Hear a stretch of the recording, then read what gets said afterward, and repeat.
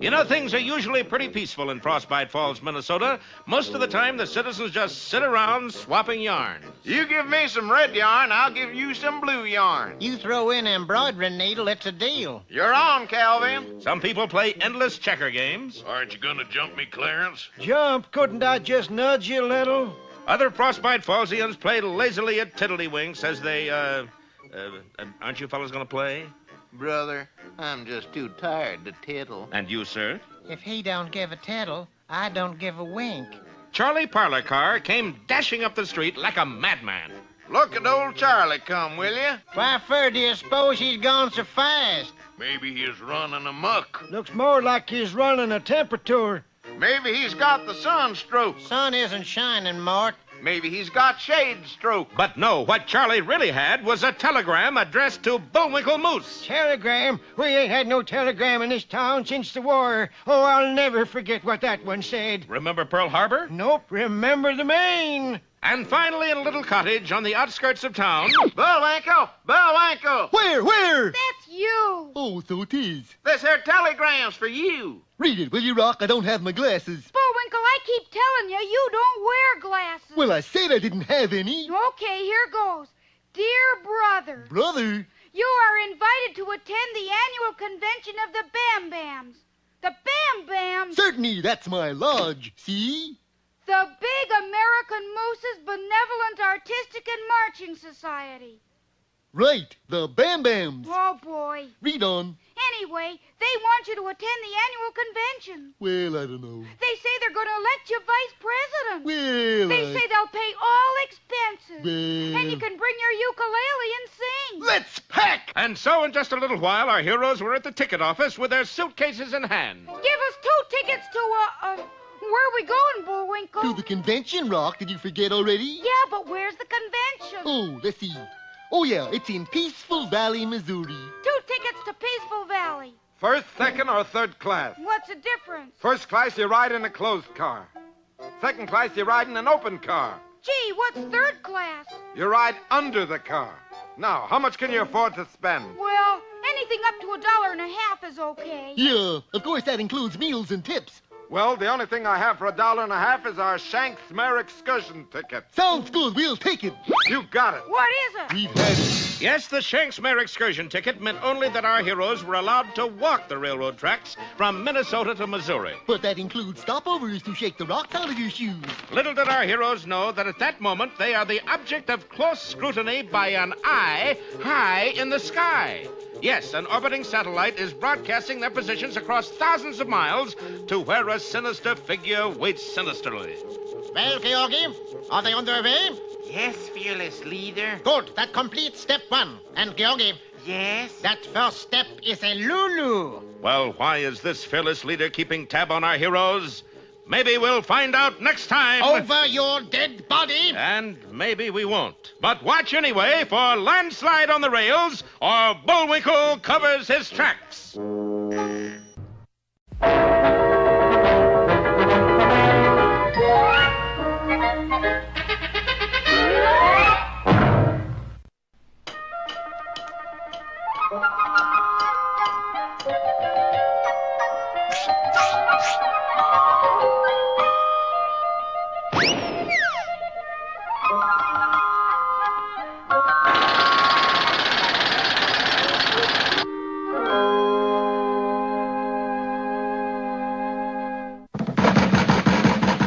What's up, son? Oh, it's this darn gumdrop machine, Pop. I keep putting pennies in it, but nothing comes out.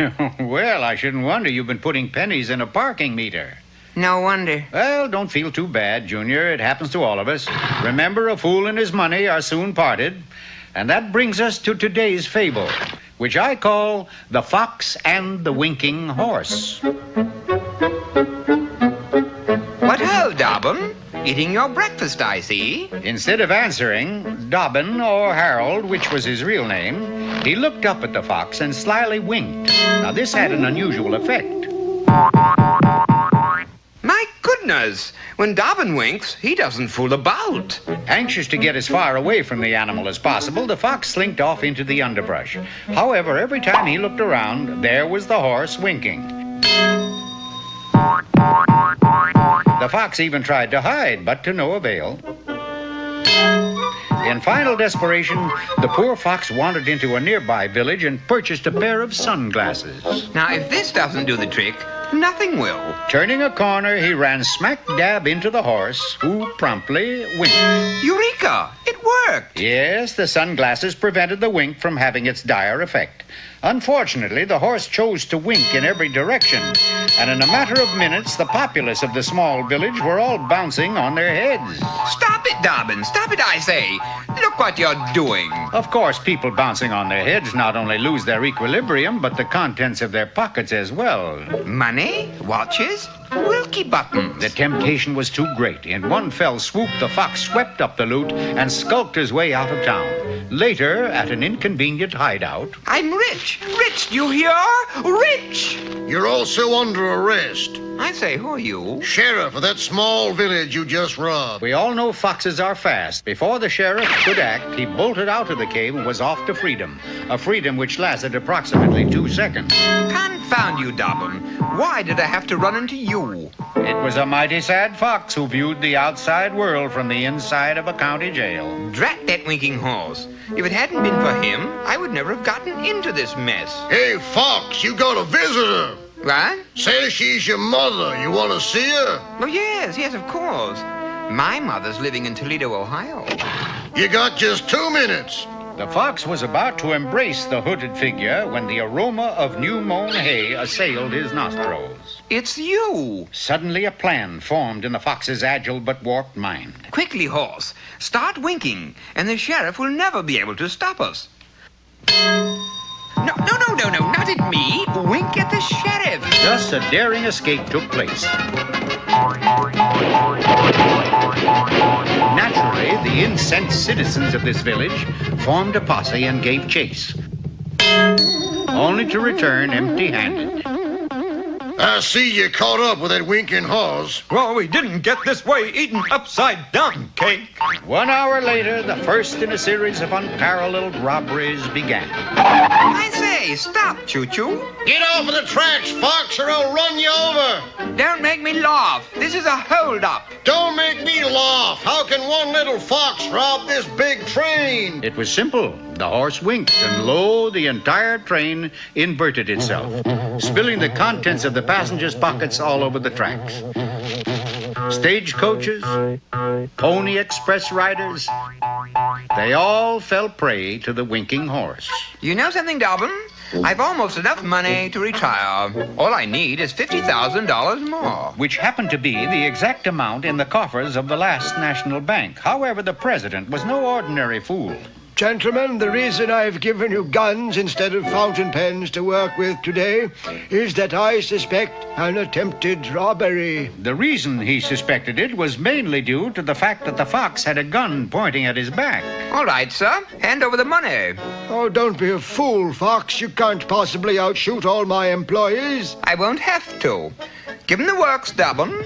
Dobbin hastened to obey, but something was wrong. Try as he may, he couldn't wink. I say, what's wrong, old paint, as the expression goes? Come on, wink. But old paint couldn't. Needless to say, the holdup was a distinguished flop, and the fox and the winking horse found themselves securely behind bars. Which only goes to prove, son, a fool and his money are soon parted. Oh, I don't think it proves that at all, Pop. You don't, huh? No, I think it proves this. You can lead a horse to water, but you can't make him wink. Care for a gumdrop?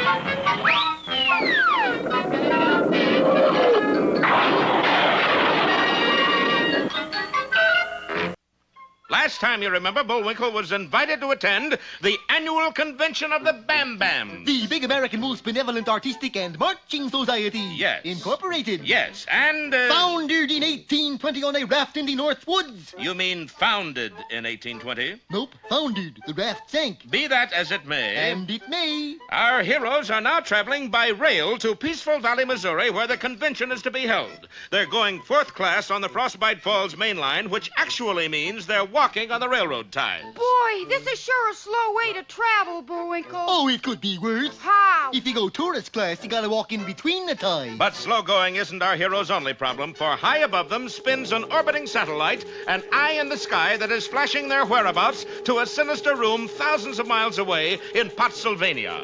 All is going according to plan, fearless leader. Good. Now it is time for our man in Minnesota to take over. Who is available, Georgie? Well, let's see. Anastasia got caught by FIB. You mean FBI. That's what I said. He told an FIB to the FBI and got 20 years.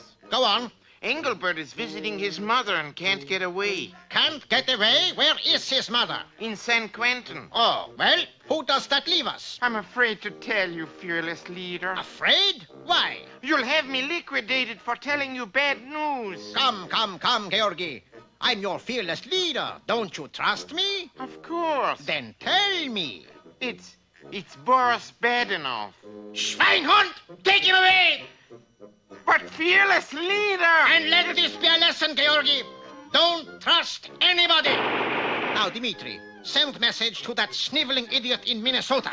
And at that moment, that sniveling idiot... Or as we know him, Boris Badenoff. ...was on a hill high above the railroad tracks rigging a fiendish device. Observe, Natasha.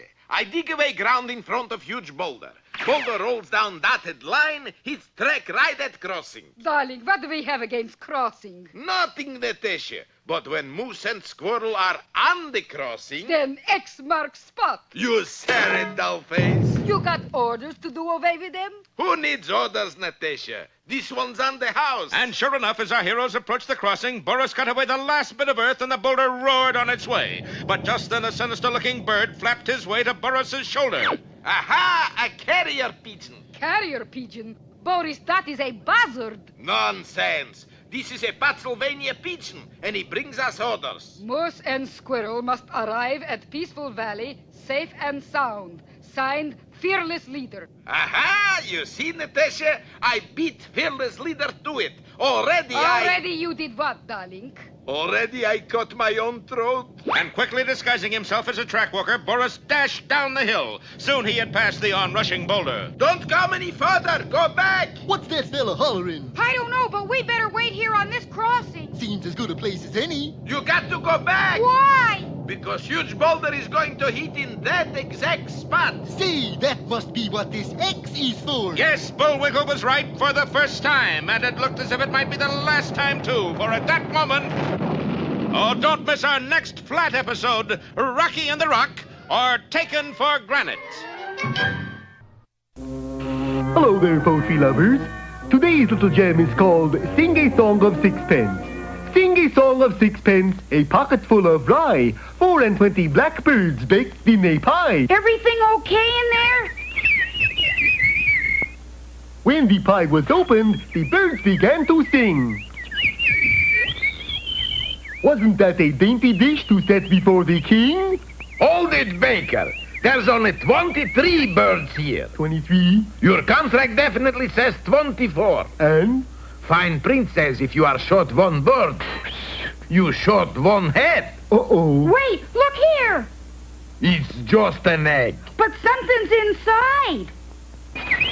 Look, it's the 24th blackbird. Pretty clever, Moose. Not at all, Your Majesty. I'm always delighted to give you the bird.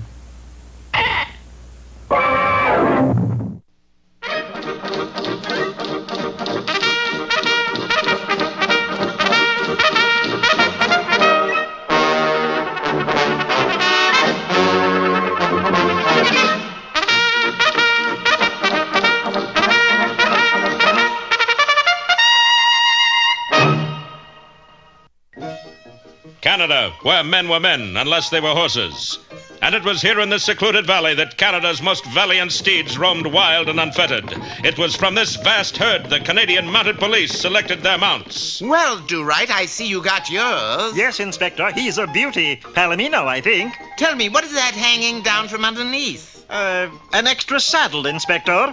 The Mountie sitting on the cow is our indefatigable hero, Dudley Do-Right, decathlon champion of the 1904 Olympics, which were not held that year. Well, sir, if you'll excuse me, I think I'll take Whirlwind here back to the post and give him a brushing down. You do that, Do-Right. For 2 weeks, Dudley put his noble steed through a rigorous training course. Jumping, trotting, saluting, everything that was required of a Mountie horse. It wasn't until the animal gave 14 pints of milk that Dudley became suspicious. Inspector? What is it, Do-Right? I think my horse is sick. Luckily for all concerned, one of the Mounties was an ex-veterinarian. It was he who labeled the horse a cow.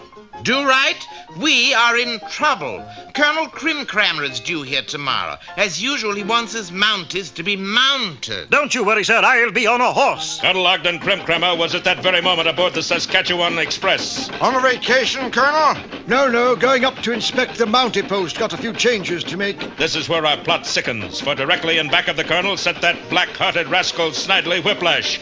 Egad, this situation is positively rampant with evil ramifications. I beg your pardon, Colonel Crimcrammer, but the engineer would like to have a word with you. Oh, really? Where is he? In the last car. The Colonel was already in the last car, therefore when he left it, he left the train. Whiplash, posing as Colonel Crimcrammer, appeared at the post the following morning. Good to see you again, Fenwick. You've changed, Colonel. Last year you were 6'3". Whiplash was about to come up with a reason why he had shrunk when his beady eyes ran down the line of men and focused on Dudley. I must be seeing things. There's a Mountie sitting on a rocking horse. Do-Right. It was the only horse I could find, Inspector. Steady, boy. You'll have to excuse him, Colonel. He's just getting over a case of hoof and mouth. Get off the rocker, Do-Right. Do-Right is the only man here who anticipated my new regulation. What new regulation is that? This one. And Whiplash hastily scribbled an order stating that henceforth all Mounties would ride rocking horses. Naturally, when the criminal element heard of this, they ran wild. Inside of a week, Canada was in the grip of an unprecedented crime wave. Do-Right, the Canadian National Bank has just been robbed. Go get him. But it was a little difficult to go get him when your horse merely rocked back and forth. Hours passed, and the situation grew more tense. Any sign of the bank robbers, Do-Right? Not yet, Inspector, but I'm on their trail. At that rate, the only way a criminal would be caught was if he happened to come to the post, which is exactly what happened. The bank robbers, loaded with Canadian clubs and carrying sacks of money, darted inside the gate, hoping to use the post as a hideout. Luckily for them, they blundered into Dudley. You men see any bank robbers? They were too shocked to answer. Never mind. I'll get them anyway. Onward, boy! Onward!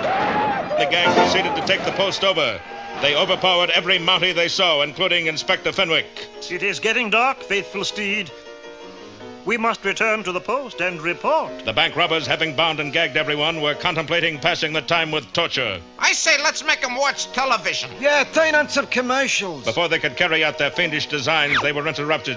Would you mind telling the inspector that my horse and I are still looking for the bank robbers? Oh, there's the inspector. Pardon me, sir, but... Yes, I agree, sir. It is cool in here. I'll throw some wood on the fire. But in the dim light, our dim-wit threw not firewood, but firearms. Seconds later... It's the compass! And when the smoke of battle cleared, Dudley stood alone, victorious. It's a lot warmer in here now. The gang was carted off to prison. As for the Mounties, they had no time to relax, for the real Colonel Crimcrammer arrived and proceeded with his inspection. Well, Colonel, as you can see, every one of my men is groomed to mount his specification. Yes, but there are some changes I'd like to make. Oh? What did you have in mind? Well, to start with...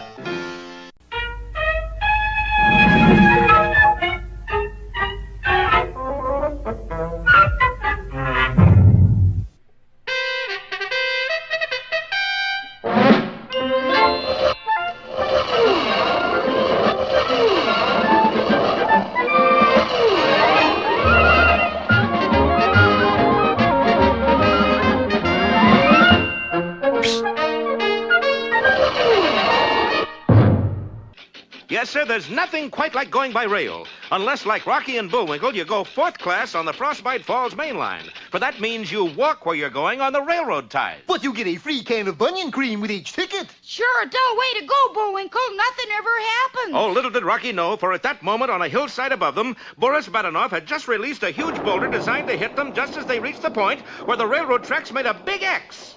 But when Boris got his orders from Fearless Leader via Pottsylvanian carrier pigeon, says Moose and Squirrel must get there safe and sound. Oh, boy! So Boris had to disguise himself as a track walker and run ahead of the huge boulder, shouting to our heroes as he went. Stop! Look, listen! Landslide! What'd he say? What'd he say? I can't understand a word. Sounds like his teeth are loose. Go back! The bridge is out! You were right, Rock. He says his bridge is out. You got to go back! But we just got here. If you don't go back, go forward, but don't just stand there. Why? Because Big Rock is going to hit on that exact spot. Say, how come you know all this? Because Look out! Yes, at that moment, the onrushing boulder bounded high into the air and landed right on the X.